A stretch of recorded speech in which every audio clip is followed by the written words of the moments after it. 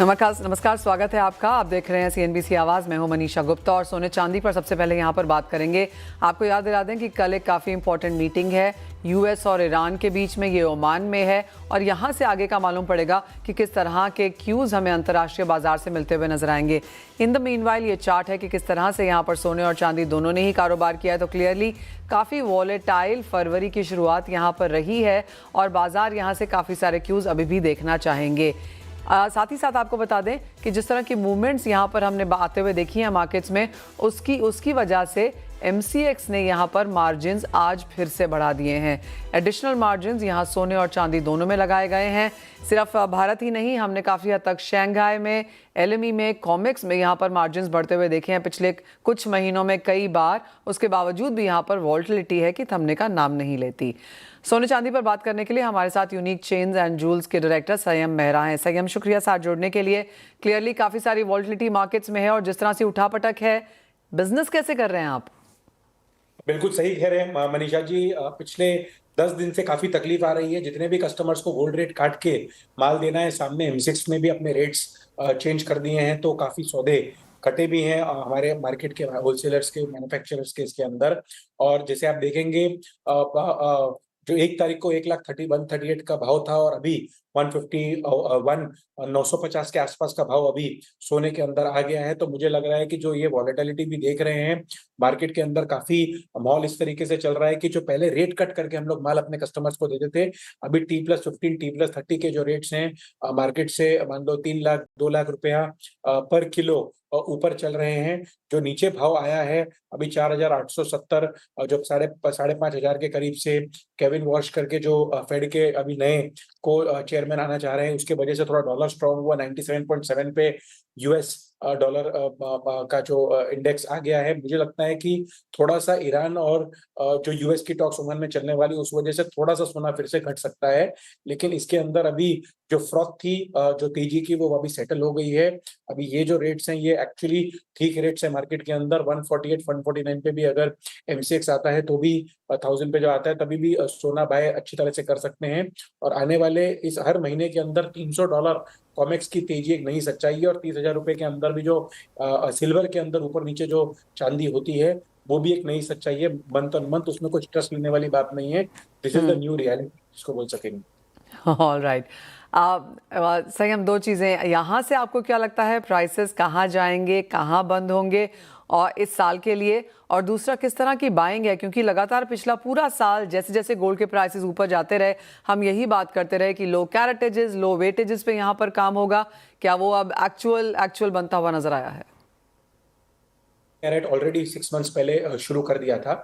और लेकिन अभी एक नई डिमांड आई है हमारे जितने ईस्ट के कस्टमर्स हैं, सपोज बिहार, यूपी, वेस्ट बंगाल, उसके अंदर भी लोग कह रहे हैं कि अभी 9 कैरेट की जो ज्वेलरी है वो अभी हमें डिमांड में आने वाली है। तो जो 2 ग्राम, 2.5 ग्राम, 3 ग्राम की रिंग्स हो गई, जो चेन्स हो गई, तो आने वाला समय मुझे लग रहा है 6 मंथ्स के अंदर जितने मैन्युफैक्चरर्स होलसेलर्स है वो 9 कैरेट लाइट वेट गिफ्टिंग के अंदर उस प्रोसेस के अंदर आ जाएंगे। और 22 कैरेट तो रहेगा ही, लेकिन 18 के बाद जो 14 बोल रहे थे, 14 नहीं, डायरेक्टली 9 कैरेट के अंदर गिफ्टिंग के अंदर गोल्ड ज्वेलरी लाइट वेट के अंदर अभी सेलिंग चालू हो जाए।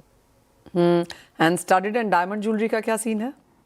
स्टडीड एंड डायमंड 14 कैरेट के अंदर अच्छी चल रही है मार्केट में। मुझे ऐसा लगता है जब ये गोल्ड के अंदर उथल पथल होता है, उसके वजह से डायमंड के सेल के ऊपर भी अच्छा खासा इफेक्ट आता है। तो मुझे लग रहा है कि आने वाले समय के अंदर जैसे गोल्ड के रेट सेटल होंगे, तभी डायमंड की सेल्स आने वाले समय के अंदर बढ़ेगी।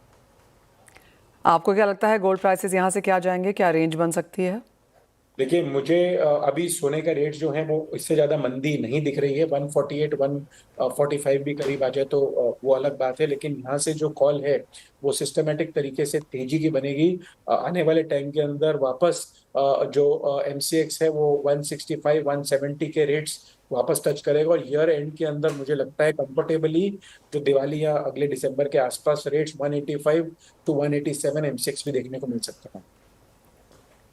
ऑलराइट, अच्छी खासी तेजी की उम्मीद यहाँ पर है। और जहाँ तक डिमांड की बात है, संयम, जब भाव एकदम ऑल टाइम हाइज बना रहे थे जनवरी में, तो हमने मांग गिरते हुए देखी थी। फरवरी में क्या लोग आने लगे हैं शादियों की खरीदारी करने, इन्वेस्टमेंट बाइंग करने, वॉक-इन्स के तौर पर? देखिए, जब भी गोल्ड रेट हाई थे तो फिर भी मुझे लग रहा था कि जब 30% 40% डाउन था मार्केट, लोगों को लग रहा था कि अभी बाइंग कर ले, सोने का भाव और बढ़ जाएगा। जब भी सोने के भाव अभी घटे हैं तो डिमांड इस लेवल से कोई बड़ी नहीं है। मान लो 5% 7% लोग एक्स्ट्रा आए हैं कि वेडिंग बाइंग के लिए, लेकिन जो इन्वेस्टमेंट डिमांड के हिसाब से सिक्के 8 ग्राम 10 ग्राम के 20 ग्राम के सिक्के ज्यादा बिक रहे हैं। जो पहले हमने देखा था डिमांड ज्वेलरी के अंदर आ रही थी, वो भी थोड़ी ज्यादा डिमांड सिक्कों में आती आती हुई दिख रही है। दिवाली और अक्षय तृतीया के नाम पर ही सिक्के बिक रहे थे, लेकिन अभी जनरल डिमांड में आ गई है। डिमांड 5 to 7% बढ़ी है, लेकिन ऐसी कोई नहीं बढ़ी है। लोग अभी भी सोच में है कि सोना और तो नहीं घट जाए।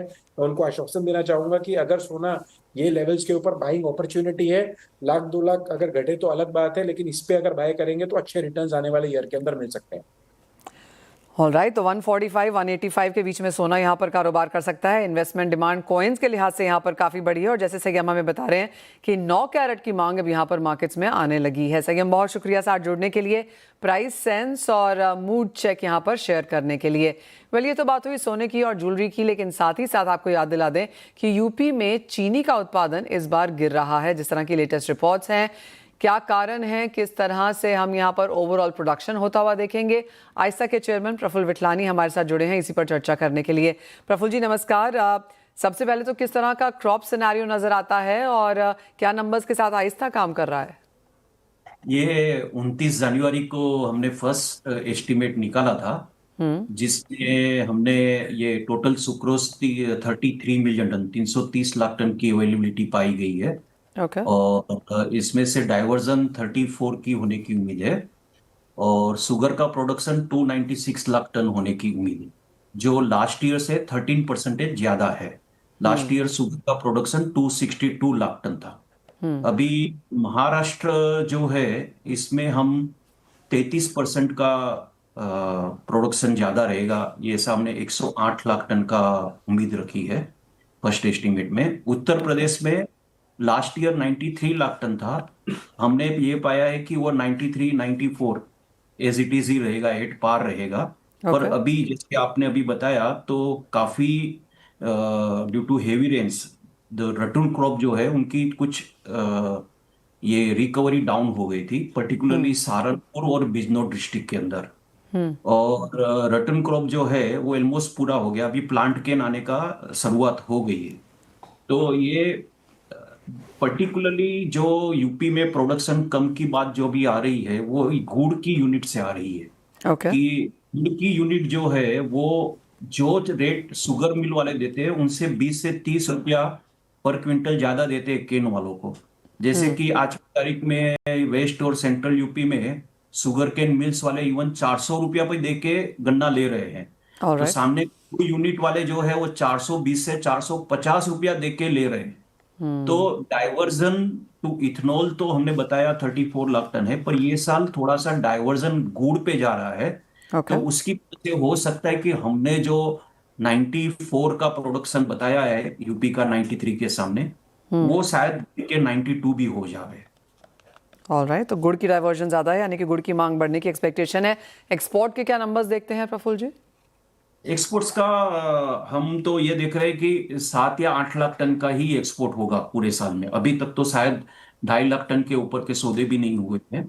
तो 15 लाख टन जो अलाउ किया गया है वो उसके भी पूरे होने की कोई उम्मीद नहीं है। तो मुझे ये पेरिटी है ही नहीं। और दूसरा ये हो गया कि लास्ट ये 4-5 दिन में करीबन 1500 रुपया प्रति टन ये डोमेस्टिक मार्केट बढ़ी है। तो पेरिटी जो पहले कुछ थोड़ी बहुत थी वो भी अब जीरो हो गई है। तो ये उम्मीद कम लग रही है कि एक्सपोर्ट कुछ हो। एक फाइनल सवाल प्रफुल्ल जी, आगे जाके प्राइसेस कैसे देखते हैं आप? क्योंकि जैसे आपने कहा इंटरनेशनल मार्केट्स में 2 साल से लगातार चीनी के भाव गिरे हैं, इस साल की शुरुआत भी थोड़ी सी वीकनेस के साथ ही हुई है। कोई चांसेस हैं कि यहाँ पर इंटरेस्ट आए, फंड्स आए, हम कुछ यहाँ पर प्राइसेस ऊपर आता हुआ देखें? नहीं, देखिए जिस तरह से ब्राजील और जो अपने पास वर्ल्ड में सरप्लस है, तो सरप्लस के नंबर करीबन 1.5 मिलियन टन से 3.5 मिलियन टन के बीच में अलग अलग सब रिसर्च हाउस के अपने अपने नंबर है। पर सरप्लस है, तो सरप्लस है तो यहाँ से एक तो डोमेस्टिक मार्केट बढ़ना और सरप्लस होना, तो यहाँ से एक्सपोर्ट होने की तो कोई उम्मीद नहीं है। शुगर इंडस्ट्री को ये सीजन में दिक्कत आने की उम्मीद कम है हमारे आइस्ता के नंबर के हिसाब से।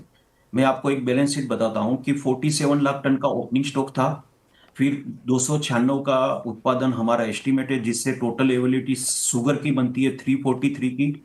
हमारा अनुमान है कि डोमेस्टिक कंजप्शन 287 रहेगा और 8 लाख टन का एक्सपोर्ट होगा, तो वापिस बैलेंस 48 लाख टन ही रहेगा।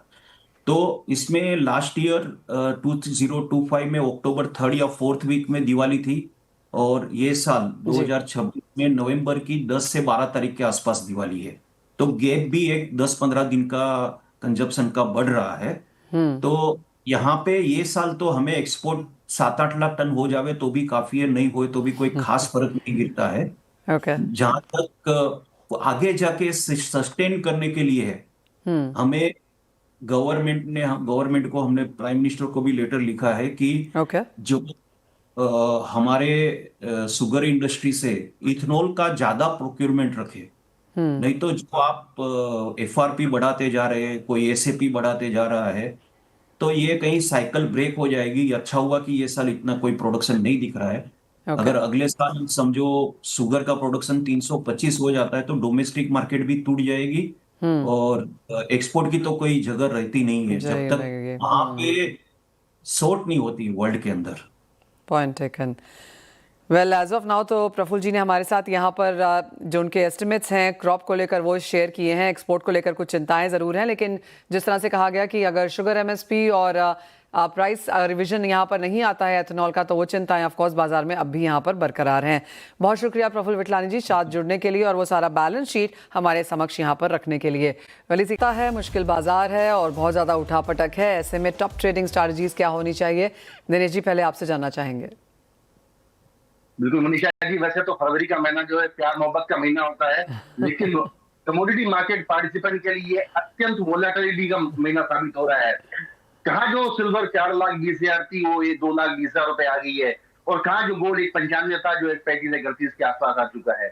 बायर सेलर में जो स्प्रेड है करीब करीब 200 रुपए का है गोल्ड में और करीब 400 रुपए का है सिल्वर में। ऐसे में मुझे लगता है कि रिटेल पार्टिसिपेंट ने अनलेस एंड अनटिल कि मार्केट थोड़ा सा स्टेबलाइज हो जाता है, इससे दूरी बनाए रखना चाहिए।